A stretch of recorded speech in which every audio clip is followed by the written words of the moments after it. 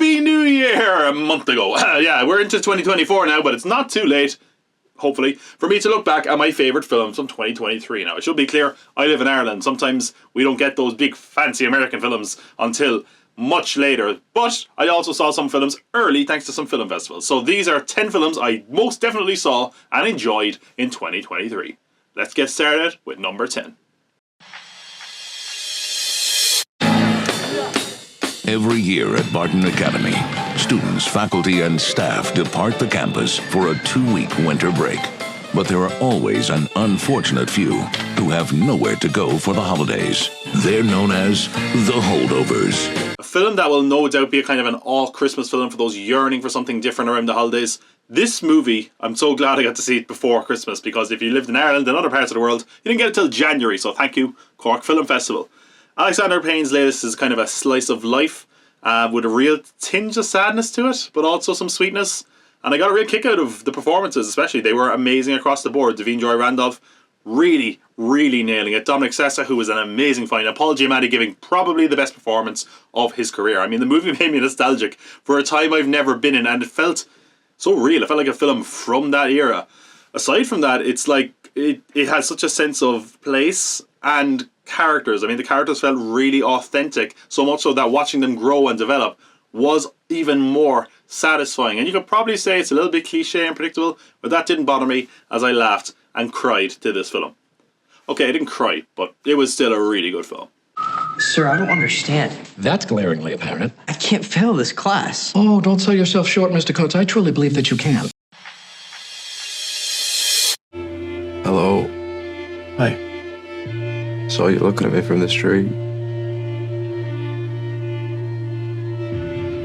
I'm assuming you're not with anyone. Never see you with anyone. Number 9, All of Us Strangers. Another one I got to thanks to my local film festival. Always support your local film festival. This is one that I don't think has had a general release, so I won't say much yet.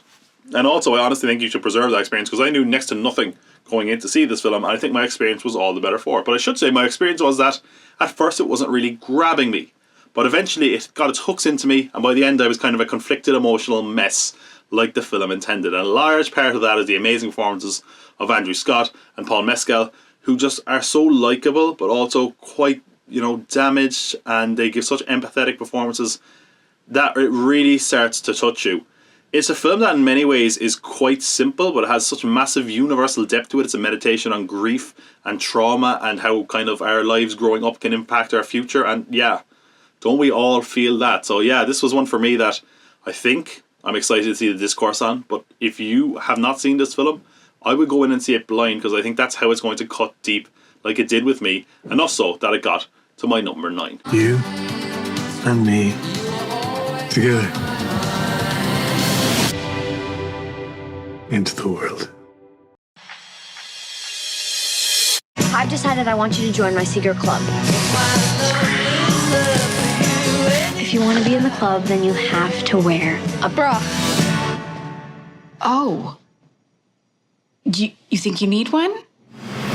Number 8, Are You There, God? It's me, Margaret. Well, I did not expect this to be on my year-end list, but here we are. And I think it's because it handled such a sensitive topic with such a tender sweetness to it, which is the coming of age of a young girl. And I think the fact that it reached a 30-year-old man really speaks to how sweet and sensitive and deftly handled the whole thing was. And it didn't hide away from the reality of being a young girl coming up in the 70s, because this is a period piece.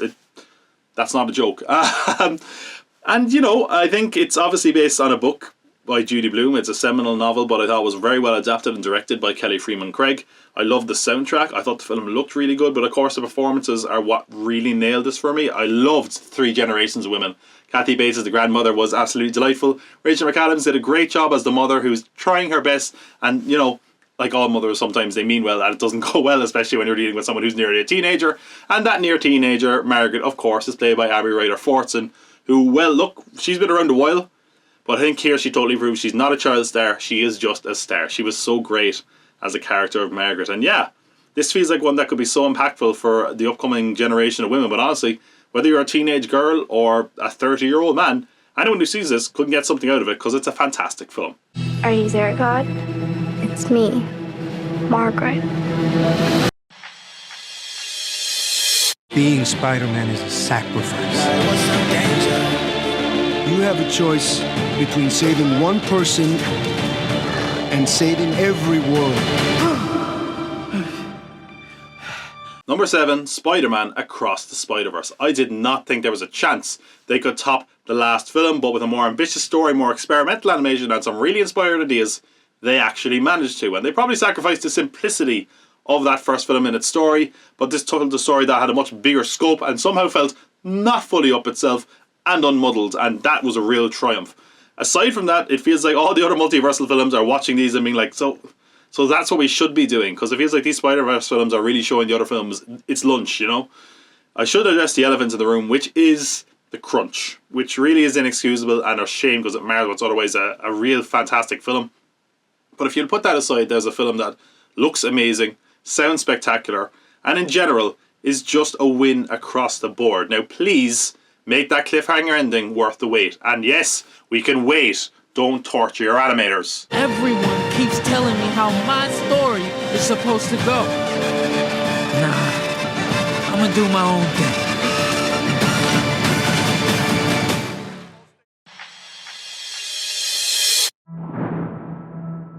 We're in a race against the Nazis. And I know what it means if the Nazis have a bomb.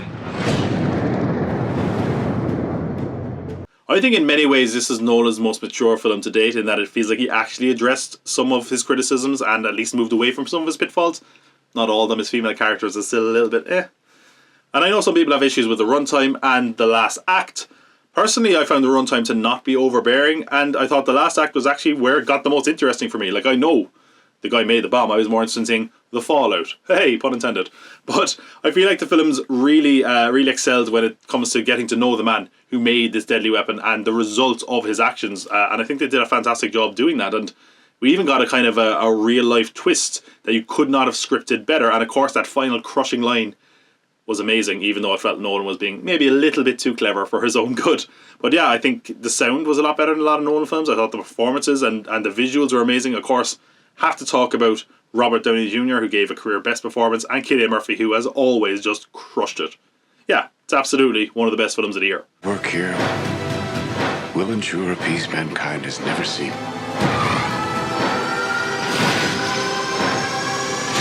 Until somebody builds a bigger one. An accidental fall is going to be hard for us to defend.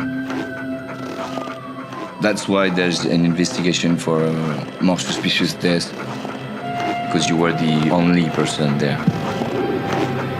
And of course, you're his wife. The big winner of the last year's Cannes Film Festival, sometimes the winner can be a little bit of pretentious trollop. But let's be honest, how pretentious is this one going to be if it has a steel drum cover of 50 cents PIMP? As I've said elsewhere, not that pretentious. But it also has such a simple but gripping narrative. Did this woman kill her husband? That's it. But what is so amazing about this is it keeps adding elements to keep us invested in the story without it ever stretching believability. It feels like what would actually happen in a courtroom. And the characters are so fascinating. And what's really impressive is the characters never really change over the course of the film. But as new evidence comes to light, our opinions of the character changes, which is exactly how it would be in a courtroom. And it keeps you on the edge of your seat throughout and totally engrossed, because it could so easily have been a dry courtroom drama. Especially it's helped by the lead performance by Sandra Huller, who shows amazing range and also just effortlessly swaps between languages, but always nails it every time. This is an outstanding film. Do not miss it. Stop. I did not kill him.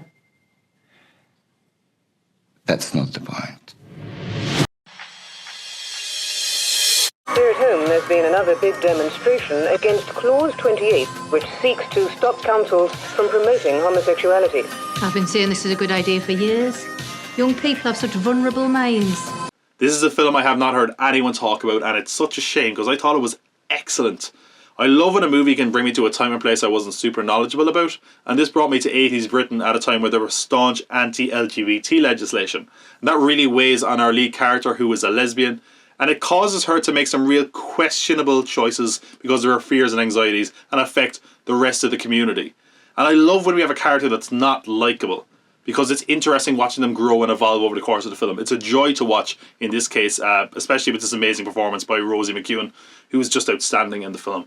And it's also a film that feels strangely relevant now, and that's pretty sad. But this is a film that was really emotional and moving, and honestly, it's rare that an LGBT film kind of doesn't feel entirely sad, because this film sort of aspired to a better world and for a character to be a better person. And I thought that was a really nice touch for this film, and I certainly encourage you to check out Blue Jean. I'm damaged, and in a way you're not. At least you don't have to be. If I don't have to be, then why do you?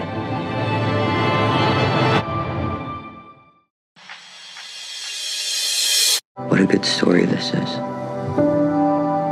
Childhood sweethearts who reconnect 20 years later and realize they were meant for each other. In the story, I would be the evil white American husband standing in the way of destiny. Shut up. I have no idea how Celine Song managed to direct and write her debut feature with such finesse, but I'm so glad she did, because this film is one of the best of the year. It had such emotional complexity and maturity. In fact, the film wouldn't work without it, and honestly, in the hands of a lesser director or writer, it wouldn't have worked. Because this is something that we can all relate to, which is the life unlived, as the title suggests. A woman called Nora, now happily married and with a husband, thinks of what her life could have been when an old flame appears. And yeah, haven't we all thought about, what if I'd been with this person instead of this person? What if I had done this instead? And that kind of tortures us. And what tortures us even more is we get to know the love that she had with this old flame, but they never, to their credit, make the husband to be this unlikable ogre. So because of that, we don't know who to cheer for. We don't know who he wants. And that makes it a torturous watch and really makes us feel as conflicted as our main character, Nora. And that's why this film worked. And if you want any further proof that this film worked, the final scene is wonderful, and my breath was in my chest the whole time. I did not breathe out during it. And that's a testament to how amazing this film is. There's a word in Korean, inyeon. It means providence or fate. Do you believe in that? That's just something Koreans say to seduce someone.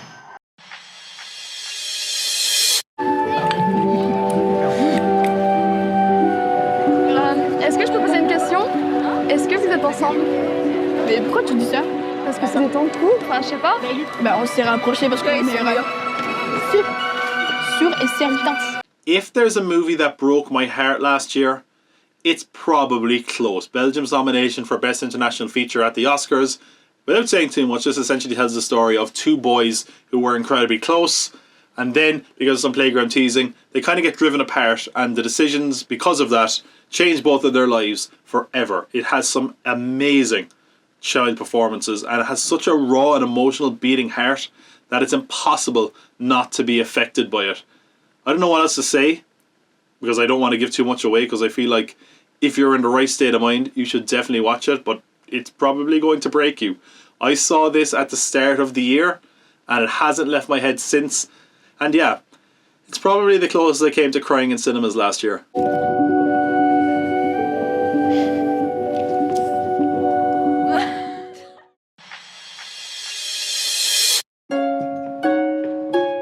This is Bella. Bella, this is Mr. McCandles. Hello, Bella.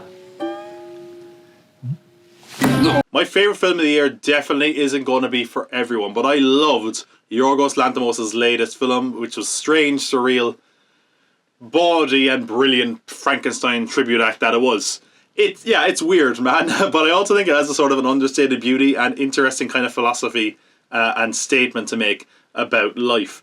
It has amazing performances. Emma Stone must have absolutely just loved having a character with such an arc, because she got to show such great range in the film. Willem Dafoe, I mean, what can you say? He's always weird and watchable and amazing. Mark Ruffalo, what a scene stealer. So hilarious in this. Then we have the score, which is haunting and odd, but somehow suits the film. We also have some really amazing production and set designs. It's weird, surreal, and not afraid to make you uncomfortable. But I absolutely loved it. It is definitely, in my opinion, a masterpiece and my favourite film of 2023. am Bella Baxter, and there is a world to enjoy, circumnavigate. It is the goal of all to progress, grow. A woman plotting her course to freedom. And that is my top 10 of 2023. What was your favourite film of last year? Or what do you think of my picks? Let me know in the comments below. I'd love to hear it. And if you're thinking, well, 2023 is so over, what's coming in 2024? I've got you. Don't go far, because I'm going to do my coveted film preview in the disguise of an award show with the 6th annual Culties coming very soon. I'm going to talk about 100 films you should know about in 2024. If you don't want to miss that, press subscribe. And if you enjoyed this video, be sure to give it a like. Aside from that, I've been your cult leader, Tom Pot. Thank you for stopping by, because remember, I can't spell cult without you.